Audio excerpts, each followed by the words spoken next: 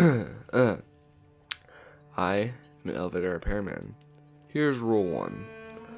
Don't ride on the escalator.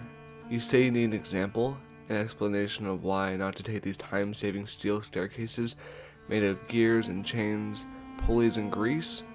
Just look at those teeth waiting at the bottom for you to forget to lift your feet in your flip-flops. Or worse, let's say your hand should slip into the gap if you should fall down somehow. It happens. Mostly younger people, but some adults as well. People have had both hands torn clean off. People I know. But the scariest thing about escalators is that they can break. You see them out of service sometimes, and it's an inconvenience. But imagine if they weren't being shut down for proper maintenance. One incident in particular comes to mind that bumped this rule right to the top of the list for me.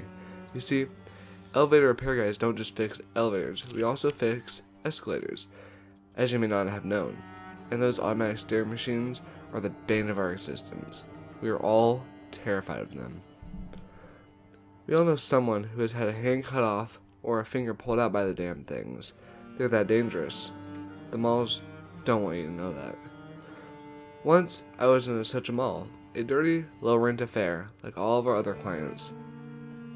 Ascending the escalator, I was fairly new and hadn't yet learned to always take the stairs, if you can, and never ride on the escalator.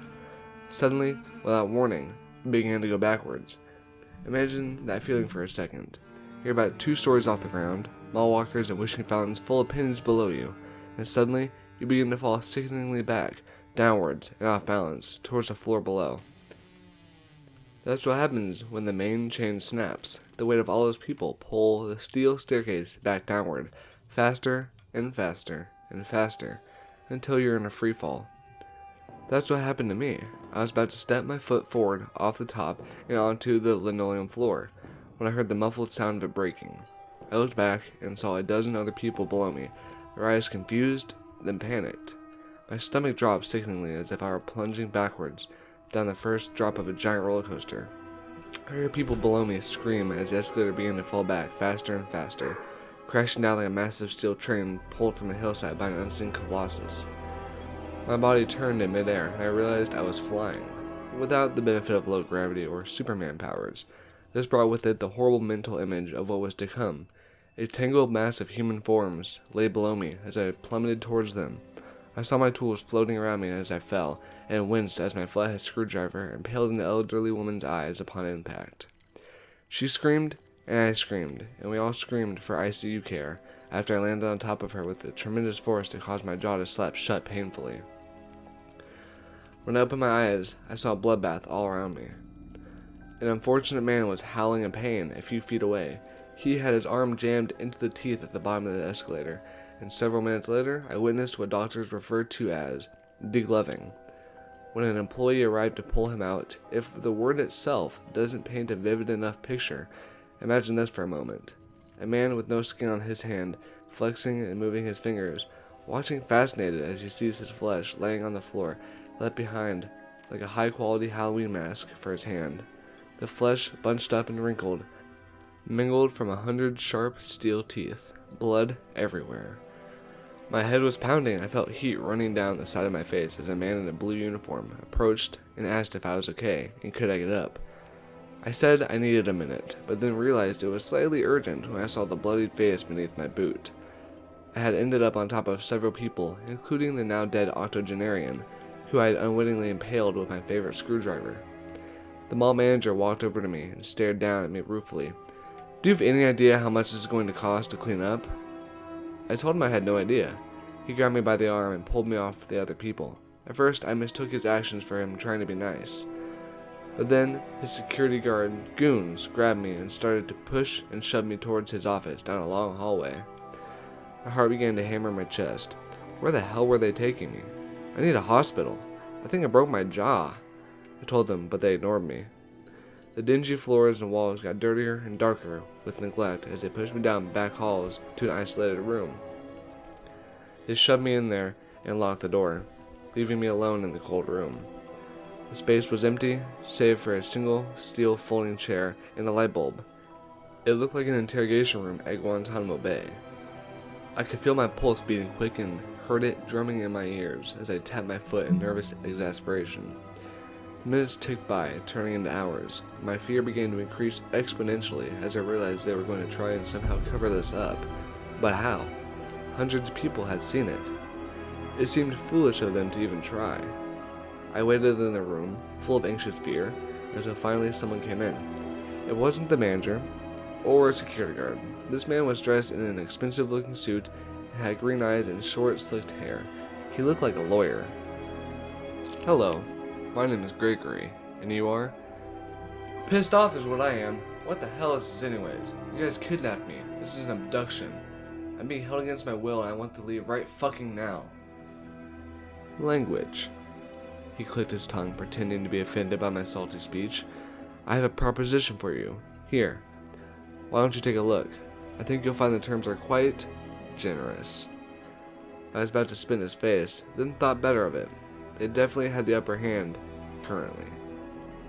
My heart hammered faster and faster in my chest as I read the legal form in front of me. I always had a feeling this section of town was rotten, but now I knew for sure. My service area was suddenly starting to feel a lot less safe. To whom it may concern, it appears as if you've had a bit of a mishap on one of our fine commercial/residential/industrial properties. Please find enclosed one coupon for 50% off your choice of chili or soup in a bread bowl from any Sally's Soup and Sammy's location. It's our little way of saying sorry for whatever happened to you. No admission of guilt, just wanted to do you a solid. Your pal, the Devil, owner of Lucy Goose Properties, Inc. I decided to take the coupon and left the office, saying I wouldn't tell anyone what had happened. It didn't sit right with me, but the man with smoke rising from his shoulders, who stood by the doorway without ever having entered the room, told me it was a good idea just to sign it. Either that, or join the others, who are now being made into happy dogs to be sold in the food court. I really gotta move out of this town. I hate this neighborhood. Here is rule number 2. This is why you don't get out the elevator until the door is open all the way. McKinsey Elevator Repair Company was a low-budget operation. As such, the buildings we were sent to were often high-rise apartments in the poorer sections of town. I was heading out to one such place with my new trainee in tow. He was fresh out of school and eager to impress. A bright young kid named Tommy. Tall with short buzzed hair, always quick to smile and constantly joking around, but able to take things seriously when he had to. I was beginning to like him. We got to the building and climbed out of our white service van with our duffel bag full of diagnostic gear. Only a week before, we had visited the place to repair the same broken elevator. It was always on the fritz. At least they had a backup though, so we wouldn't have to climb the stairs. That was one of the worst parts of the job. Some buildings had 30 flights of stairs and only one working elevator, or both would go out in the same day. Those were not fun jobs to go to, since it would often mean climbing up and down the steps multiple times to reach the problem and fetch necessary parts and tools. The superintendent met us in the lobby. Immediately I couldn't help but notice a fat cockroach scurrying up the wall of the foyer. The place smelled like wet farts and flood damage that had never been repaired. There were yellow water stains on the ceiling and puddles on the aged vermilion carpet that we walked across towards the one working elevator. "I don't know what the hell is wrong with this thing," the superintendent said. I knew what was wrong with it. I had told him he needed to replace an expensive part, but he was too cheap to fix it. As a result, people were getting stuck in it constantly. That had happened to me in the same elevator not long before, and I didn't envy anyone in that situation. We stepped inside the other lift, and I hit the button for the correct floor. I held down closed doors and the 28 button at the same time. This would let us rise up to the top level without having to wait for people to get on and off. A little secret that firemen and repairmen alike used to get to where we need a bit quicker. The door closed with a squealing rattle as it dragged heavily across the threshold. It clanged shut with a loud metallic noise, and we began to rise in the shaking box. It heaved back and forth as we ascended, knocking me off balance and into the wall. The old piece of shit was not improving with age. "Is that normal?" Tommy asked. "No." We got to the top floor and the door opened. Exiting the door, we had heard the desperate calls for help from the box next to ours. "Help! It's so hot in here. I can't breathe. Help us, please." "Hey, I'm the elevator repairman," I called down to them. "I'm here to get you out." Thank God! I heard the muffled sounds of their grateful voices as they spoke to each other. It sounded like they were a few of them. No wonder it was so hot in that tiny box. The thought of all that body heat and packed people in such a crowded space filled me with sudden claustrophobic terror. I had never been so scared of confined spaces until I got stuck in that very same box those people were trapped in. I remembered back to that day, sitting on the floor of the elevator, cockroaches scurrying around me everywhere in the dim and flickering light, the heat becoming oppressive and overwhelming the longer I waited, the air becoming thick and humid and impossible to breathe. I can still remember it like it was yesterday. Tommy and I tried to pry the door open, and found it was completely jammed shut, unusual to say the least, but not unheard of. It would require a trip downstairs to the van for a different tool. I let Tommy know what the plan was, and the superintendent, Ronnie, decided to come down as well, so that he could let us back in. Down we went into the squealing elevator. It rattled and shook violently, descending to the lower floors. We heard a ding, and the door began to slide open, revealing the lobby. I had told Tommy a few rules before we started working together, and as the elevator door slid across its steel track, he unthinkingly broke rule number 3. Don't get off the elevator while the door is still opening. He began to exit as the door rattled open, and I began to say something, reaching out to grab his arm, but it was too late. As he went through the threshold, the door suddenly slammed shut with tremendous speed and force. I would later find out that the superintendent had put this elevator out of service earlier that day, since it had almost decapitated someone else in a similar fashion. He hadn't wanted to climb the stairs, though, so when the other one went out of commission, he just started using it again. None of this he bothered to mention to us. The elevator was old, the steel door heavy, and when it slid shut, it slammed into Tommy with incredible force. Once it hit him, it did not stop, but continued, crushing him like a sledgehammer through an overripe watermelon. Ever seen Gallagher? Yeah, kinda like that. His nose caved in and his jaw shattered as the door crushed him with overwhelming power before I could intervene. He gurgled and spat out teeth as I rushed forward to try to push the door open. His head appeared partially caved in, and I saw shards of his skull protruding from the flesh like broken pottery. I was about to put my fingers in the gap, but then thought better of it. Using the pry bar instead, I tried to wrench it open. I jammed the edge of it into the door frame just above Tommy's head. That was when the elevator began to suddenly ascend again, this time much quicker. Tommy was still partially trapped half in and half out the door, with the entire thing slammed through the middle of him. The pry bar and then the top of the elevator came down on his head as we rose up to the next floor, caving his skull in from a different direction. That was all his brutalized body could take, and then the left side of him collapsed into the lift. The other half was still outside, in the lobby, and we left it behind as we went up. I began to scream with terror at what had happened, but the superintendent didn't seem fazed. He just looked at me calmly as the box rattled and went up with increasing speed. "Shit," he said. "That's not good. Hey, can you keep a secret? I've got cash. We can tell people he was screwing around and got caught in the door. Nobody's fault. Or I could tell them you shoved him. It's up to you." He smiled with his greasy grin. A thick gold chain necklace hung around his sweaty neck, and his bald head gleamed with beads of precipitation as he waited for my response.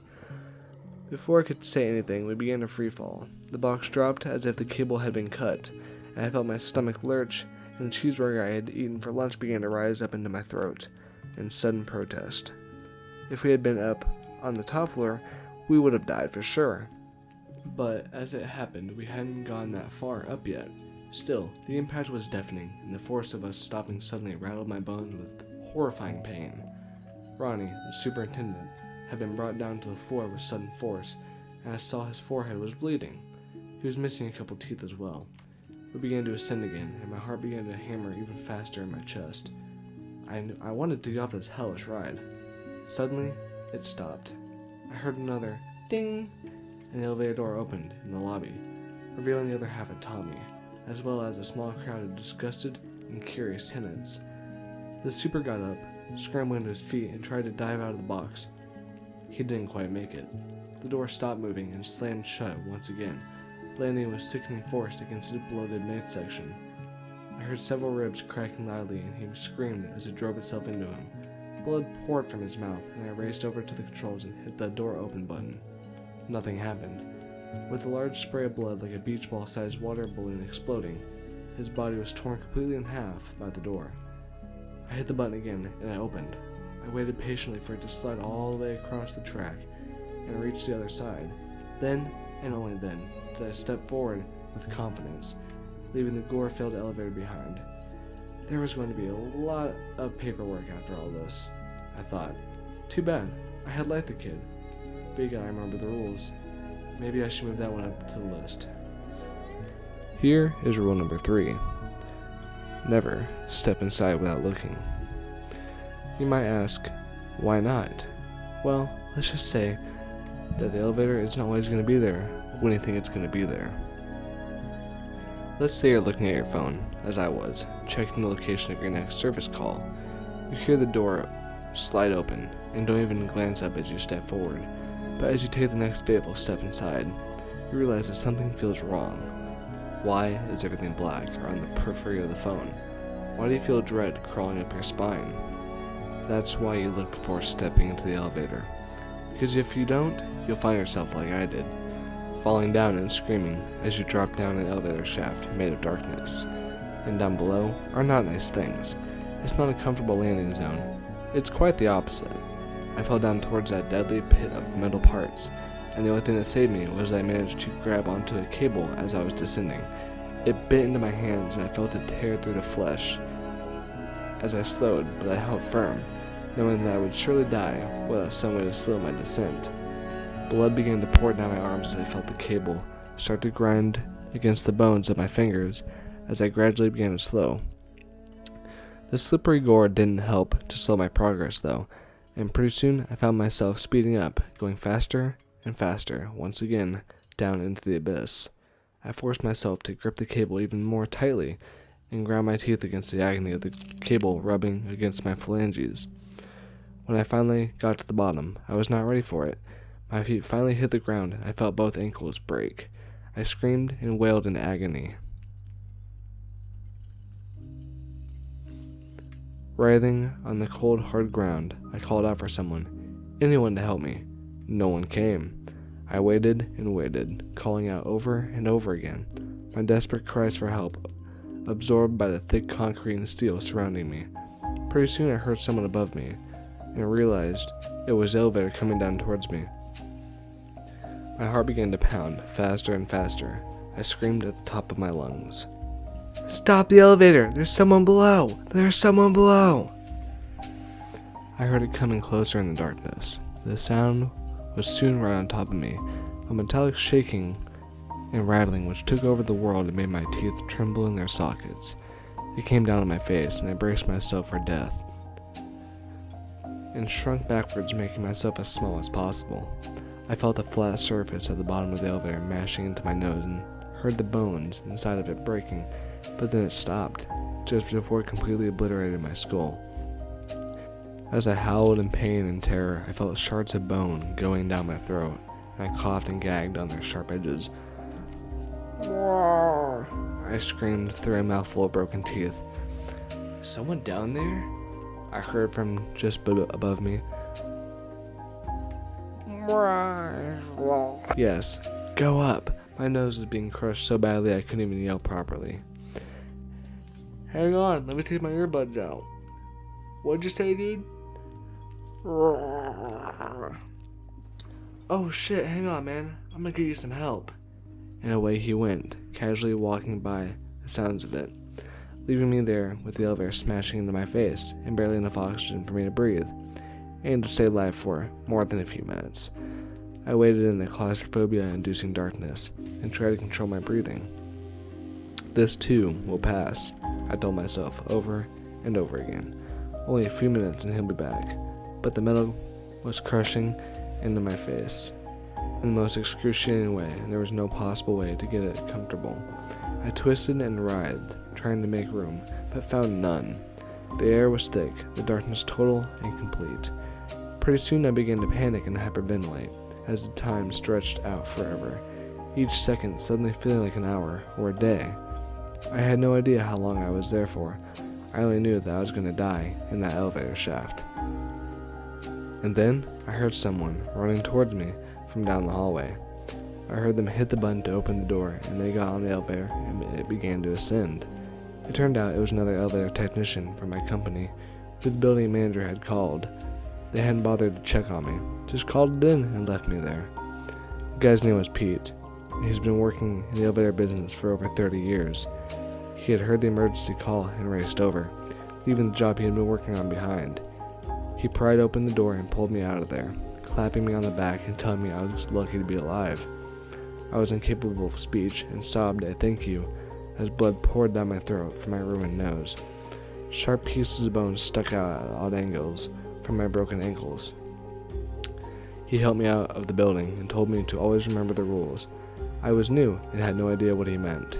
I was so curious though, even through the pain. I managed to ask him, "What rules?" "You've got a lot to learn, kid," he said. "I've got a whole list of them. Come on, I'll tell you about them on the way to the hospital. Trust me, you'll get to know that place really well."